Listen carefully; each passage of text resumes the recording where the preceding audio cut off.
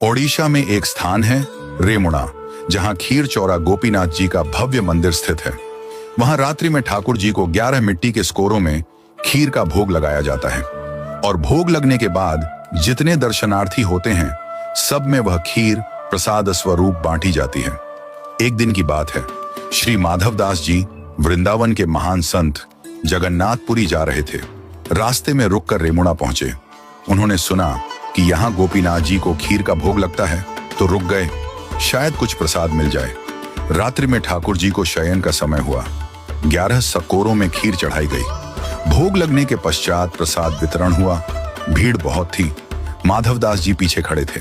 प्रसाद भंटते भंटते माधवदास जी तक पहुंचते पहुंचते खीर समाप्त हो गई।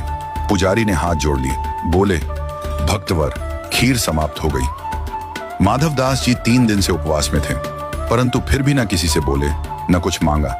मन ही मन बोले, हे जगन्नाथ, आप तो जगत के अन्नदाता कहलाते हैं, पर आज आपके द्वार पर आकर भी अन्न नहीं मिला।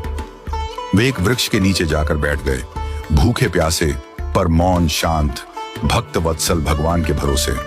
रात्रि में ठाकुर गोपीनाथ जी ने पुजारी को स्वप्न दिया, उठो, एक खीर का सकोरा मैंने बचा कर रखा है, जाओ उसे लेकर माधवदास को दो, वे भूखे हैं।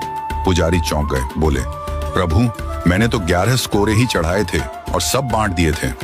ठाकुर जी मुस्कुराकर बोले, नहीं, 11वां स्कोरा मैंने चुरा लिया था, अपने प्रिय भक्त माधवदास के लिए। पुजारी दौड़े। उन्होंने सचमुच मंदिर में एक स्कोरा पाया, जो अन्य प्रसाद से अलग रखा हुआ था। खीर अब भी गर्म थी, सजीव थी, सजीवता का अनुभव हो रहा था। वे दौड़कर वृक्ष के नीचे पहुंचे, जहां माधवदास जी बैठे थे। बोले, भक्तवर, प्रभु का प्रसाद पाओ। माधवदास जी बोले, अब इतनी आधी रात को खीर कहां से आ गई? क्या आप दोबारा बना लाए हैं?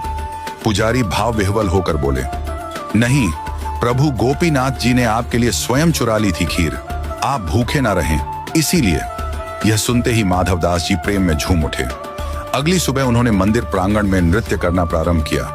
बोल उठे, वाह मेरे ठाकुर, दूसरे भगवानों को लोग चढ़ाते हैं, लेकिन मेरे ठाकुर जी तो चुराते हैं अपने भक्तों के लिए। ये तो खीर चौरा है, खीर चुराने वाले गोपीनाथ, और तभी से गोपीनाथ जी का नाम हो गया, खीर चौरा गोपीनाथ। आज भी रेमुणा में रात को ठाकुर जी को खीर का भोग लगता है और उनकी वह प्रेममयी लीला सजीव रूप में याद की जाती है। भगवान कभी कभी भक्त के लिए चोर भी बन जाते हैं, क्योंकि उनका धर्म है भक्तों का रक्षक बनना। जो मांगते नहीं वो पाते हैं ठाकुर जी की सबसे गहरी कृपा। बोलिए भगवान जगन्नाथ जी की जय, संत माधवदास जी की जय। जय जय श्री राधे।